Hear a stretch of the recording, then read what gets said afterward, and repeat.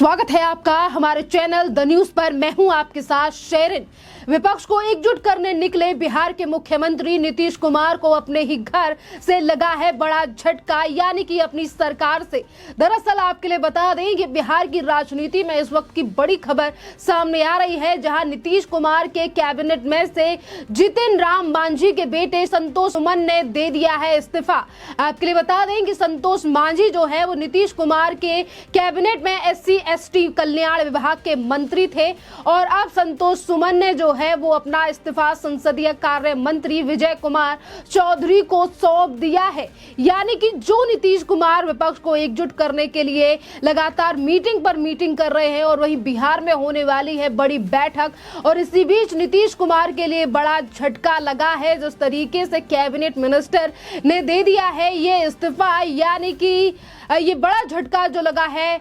नीतीश कुमार के लिए। आपके लिए बता दें कि जितिन राम मांझी और डॉक्टर संतोष ने वित्त मंत्री और विजय चौधरी से मुलाकात की। इसके बाद संतोष सुमन ने नीतीश कुमार के कैबिनेट से इस्तीफा दे दिया है और इसके पीछे ये माना जा रहा है कि कई दिनों से सरकार में जो है तनातनी चल रही थी इस पूरे मसले को लेकर और नाराज थे संतोष सुमन, और इसीलिए कैबिनेट से दिया गया है ये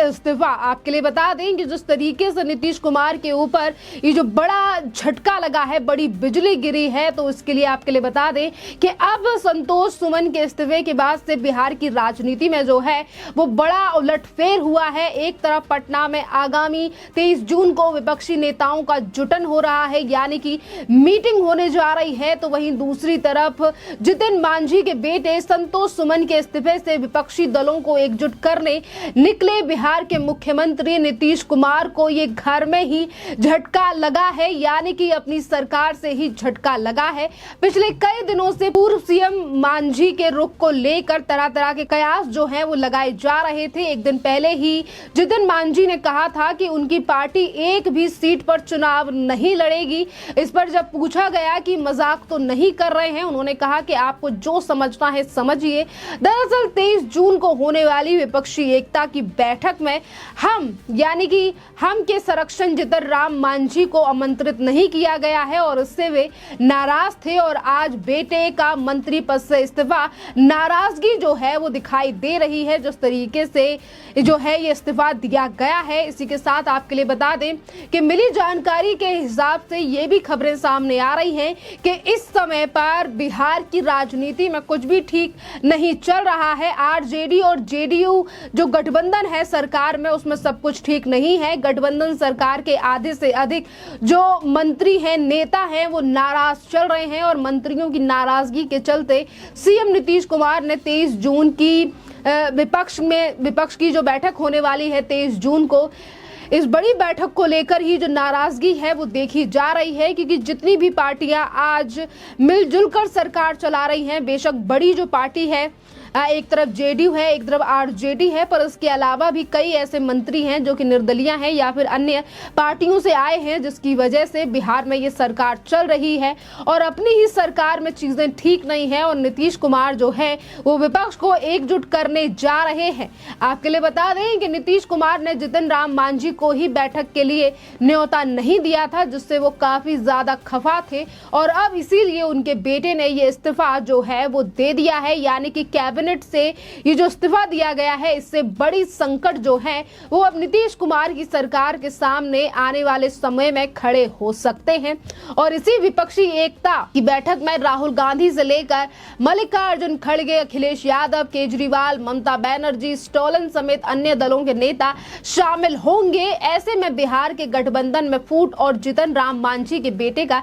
इस्तीफा नीतीश के लिए जो है वो बड़ा झटका है, क्योंकि बैठक होने जा रही है तो कैसे ये तमाम विपक्षी पार्टियां जो हैं वो नीतीश कुमार पर भरोसा करेंगी कि ये नेतृत्व जो है वो सही जा रहा है, या फिर नीतीश कुमार की जो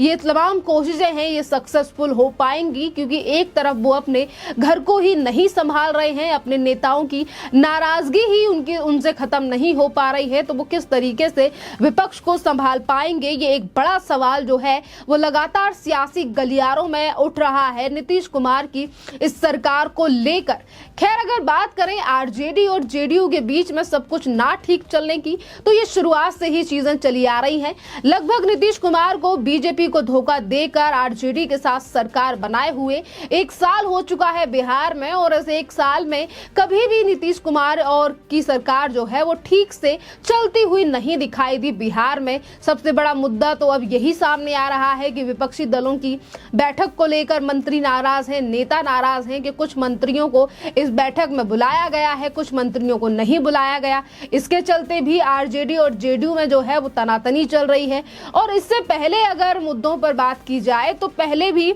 आरजेडी के कई नेता निकलकर सामने आ चुके हैं और वो इस बात पे भी दमखम भर चुके हैं कि नीतीश कुमार जो है वो मुख्यमंत्री की कुर्सी पर कुंडली डालकर बैठ गए हैं। जहां एक तरफ ये जो है समझौता हुआ था कि कुछ सालों के लिए, यानी कि आधे महीने और वर्ष जो है वो बांटे जाएंगे नीतीश कुमार और तेजस्वी यादव में, तो वहीं दूसरी तरफ नीतीश कुमार ही मुख्यमंत्री बने रहना चाहते हैं। इसको लेकर भी कई बार जो है वो आरजेडी के नेताओं ने आवाज उठाई है। और वहीं दूसरी तरफ अगर आरजेडी इन तमाम चीजों के चलते जेडीयू से गठबंधन तोड़ती है तो शायद आने वाले 2025 के चुनावों में भी बड़ी मुश्किलें जो हैं वो नीतीश कुमार के सामने खड़ी हो सकती हैं, क्योंकि प्रधानमंत्री पद पाने के लिए और प्रधानमंत्री बनने के लिए बेशक नीतीश कुमार विपक्ष को एकजुट कर रहे हों, पर वहां विपक्षी पार्टियों की भी अपनी महत्वाकांक्षाएं हैं। एक तरफ ममता बनर्जी भी यही चाहती हैं कि वो पीएम पद के लिए उम्मीदवार बने, तो वहीं कांग्रेस के तमाम नेता जो हैं वो ये मानकर बैठे हैं कि आने वाले 2024 में तो राहुल गांधी ही प्रधानमंत्री बनेंगे। और वहीं दिल्ली की पार्टी, यानी कि दिल्ली की सरकार और दिल्ली के मुख्यमंत्री अरविंद केजरीवाल की पार्टी का भी यही दावा रहता है कि 2024 में पीएम नरेंद्र मोदी के सामने अगर कोई कड़ा उम्मीदवार है जो कि बड़ी टक्कर दे सकता है पीएम नरेंद्र मोदी के लिए, तो वो केजरीवाल है। तो जो अपने अपने आप में खुद प्रधानमंत्री बनने के सपने देख रहे हैं वो किस तरीके से विपक्ष को एकजुट कर पाएंगे, और ये बड़ा सवाल अभी से नहीं बल्कि 2019 के रिजल्ट को देखकर ही उठ रहा है कि 2019 में भी ये विपक्ष जो है वो एकजुट हुआ था, पर रिजल्ट क्या आया वो जनता ने देखा और आज उन्हीं नतीजों को जो है वो दोहराया जा रहा है। फिर एक बार विपक्ष की तरफ से देखना अहम रहेगा कि इस बार जो विपक्षी एकता है वो सक्सेसफुल हो पाएगी 2024 में या नहीं, क्योंकि जनता के सर पर फितूर चढ़कर बोल रहा है देश के प्रधानमंत्री नरेंद्र मोदी का और उनकी विदेश नीति का। जिस तरीके से आज देश से लेकर विदेश में पीएम नरेंद्र मोदी का डंका बजता हुआ नजर आ रहा है। खैर, अब देखना अहम रहेगा कि 23 जून तक कितने और नेता जो है वो आरजेडी और जेडीयू के सरकार के इस गठबंधन में रहेंगे, या फिर तब तक कुछ और नेता जो हैं वो भी इस्तीफा दे सकते हैं, क्योंकि सियासी गलियारों में आज आरजेडी और जेडीयू को लेकर यही चीजें सामने आ रही हैं कि अगर सरकार में लंबे समय तक कुछ ठीक नहीं है तो कुछ और नेता जो हैं वो भी छोड़ सकते हैं इस सरकार को, यानी कि नीतीश कुमार की सरकार को। जिस तरीके से SC/ST